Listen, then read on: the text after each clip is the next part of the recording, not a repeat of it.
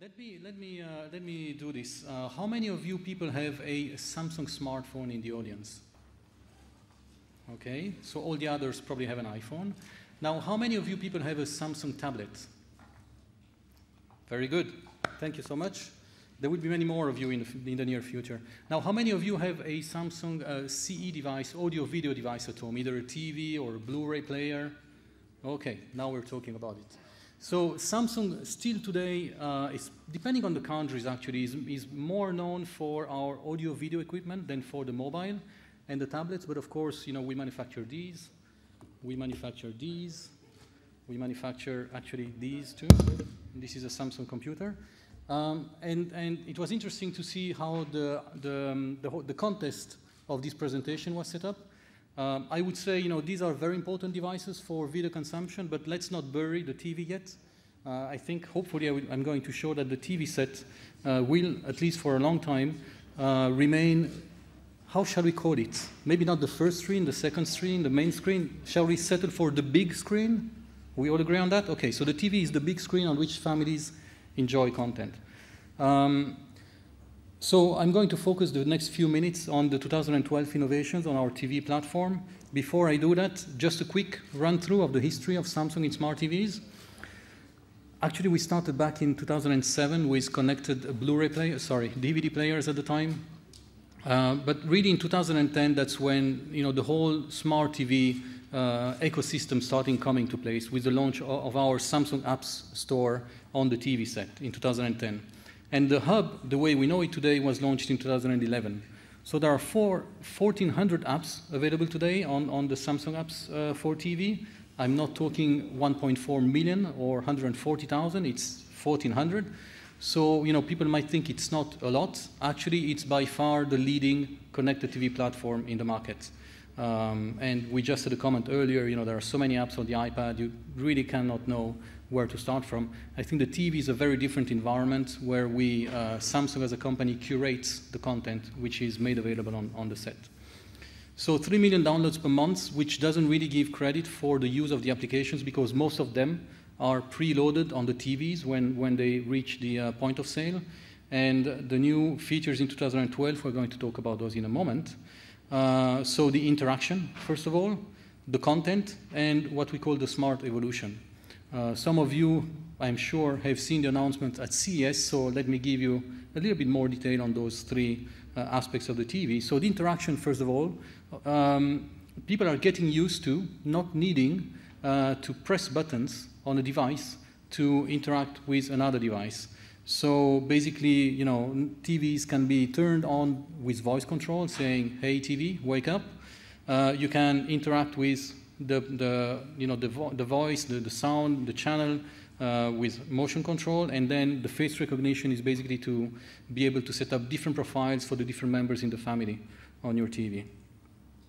In terms of content, we have a number of apps which are developed by third-party developers, but we also provide what we call special signature services.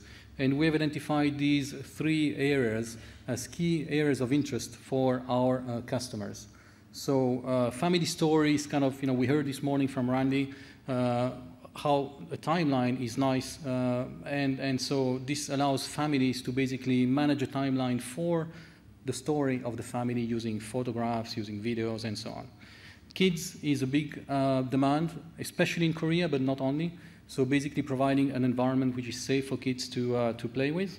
And then fitness is also a major trend which we've identified. You know, being in front of your big screen and being able to do fitness exercises is something that people are really into. Last but not least, I would say, TVs and technology is evolving so fast. One of the complaints we've had from a lot of our partners is that the platform is evolving so fast year after year that it's difficult for developers to keep pace with you know, the new platforms, and also for customers to have the latest and greatest in Samsung technology to enjoy the content which is available. So starting with this year, we have launched a TV which can be upgraded, which hardware can be upgraded, at least until 2016. This is our commitment, which basically would allow people who buy the high-end Samsung TVs in 2012 to still have the high-end Samsung TV in 2016 and not feeling that they're falling behind the technology curve. So let me switch to a quick video. I think we should be in time to go a little bit deeper into the introduction of these three new characteristics.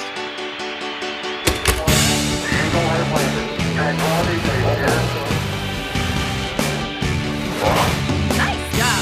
Now stretch!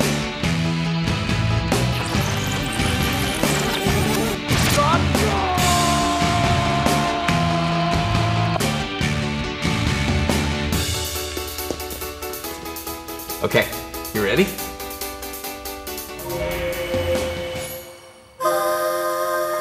Hi, TV.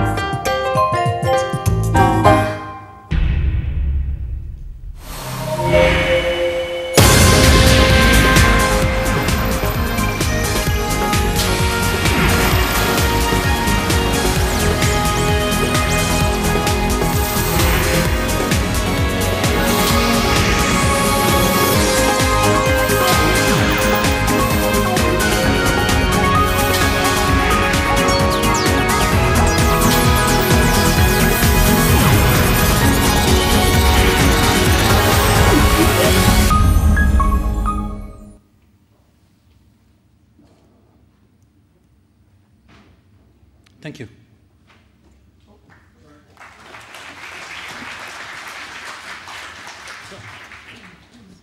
Can I see it? That's great. Is this the note? Sorry, this is awesome. What? This is awesome. What is this? Is this like the note? Isn't the word that you use awesome? Awesome. Yeah, Awesome. yeah. Very No, we good. say more awesome. Awesome. Awesome. Yeah, yeah. No, this is a 7.7-inch tablet. The screen is So this is what they were talking that Apple was going to bring out, but then didn't. So you Exactly. guys beat them to it.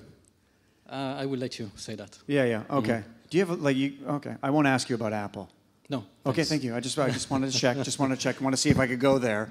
No. No, I have an Android device, a Samsung, and I love it, a Galaxy 2 S. It's fantastic. I really think, but it does have, you know, the operating system. There are some glitches. Sure. So the stuff that's coming down with the, you know, gingerbread. With ice cream ICS, sandwich, yes. it fixes a lot of this, right? Yes, I Okay. can let you play with this one. Okay, afterwards. so This people is can the- come and look at. Oh wow! This is a Galaxy S3. I've seen some people having it in the So room. who has a Galaxy 3 here? Oh Very yeah, good. the guys from Congratulations. publishing.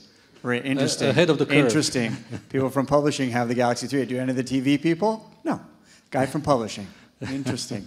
You know, I really, I have lots of, I have bits and pieces of Samsung products. I have Apple products. I have Xbox. I mean, part of my job is to test everything for our clients and see how it really works in the real world. What I'm noticing is there doesn't seem to be a platform that you're all sort of migrating towards. I mean, something in which, you know, there still seems to be these wars. It's not giving the customer really what they want. But yet when you're saying with your new TVs by 2016, is there going to be some sort of interoperability between these sort of machines now? Is it going to be able to go across platforms? You know, it's always difficult to talk about cross-platforms when it requires collaboration between competitors. Right. So, of course, you know, we're all working on standards which should come to market. But something I've not done at the beginning of this presentation is to give some numbers about Samsung in the market. Yeah. So I think, you know, the fact that we're the #1 mobile phone manufacturer in the world is quite well known now, and that we're also the #1 smartphone manufacturer in the world. But maybe not everybody knows that we're also the #1 TV manufacturer with a market share of roughly 20–25%. So what we're trying to do is basically work with content providers, you know, the telecom operators, everybody on the value chain, because we have a very collaborative approach when we go to market to create some momentum around, you know, standards also. And what are you doing, just as before we move on to the next one, what is Samsung doing that's keeping you a leader? I've really noticed you guys are really, you know, accelerating and doing some really interesting stuff. What sort of innovations have kept you, you know, ahead of everyone? What were some of those? How much time do we have? You have exactly 10 seconds. Okay. But So we actually own the whole technology value chain. So I'm not talking about the value chain, you know, the content value chain or the services value chain, but we own the technology value chain. So, you know, we manufacture, we are the #2 chip manufacturer in the world and the #1 manufacturer of a lot of end devices. So we know the technology inside out. Okay. That's what's keeping us ahead of the technology curve. Okay. There's any secrets you can share? Anything that's coming down the pipe that we should know about that maybe no one else knows about? Give me one thing. Just one. Thing. There's no journalists here, sure, right? Sure. Kate? Where's Kate? She's not here. She's not there. She's not here. It's impossible to break any secrets, but bendable screens. You can do it. Bendable screens is something that bendable screens. So when are bendable screens realistically coming to the market? Like realistically? We've shown those already 2 years ago. No, you guys always show them. Yeah, you get me at CES. I'm all bendable screens. When are they really coming? Can I tell you later tonight at Silencio, after a few glasses of champagne? Yeah, well, all these people want to know. Okay, then so they're going to have to come to the 2 glasses of champagne. Okay, but bendable screens, as an overall, like not just Samsung, but coming to the market, is it going to be next year, or is this 3 years, 5 years out, or is it close? I'm sorry, I would not be able to say. I'm very disappointed. I'm very upset. Thank you very much. We really appreciate it for being so candid. Cheers. Okay. That's Roberto from Samsung. If you need to...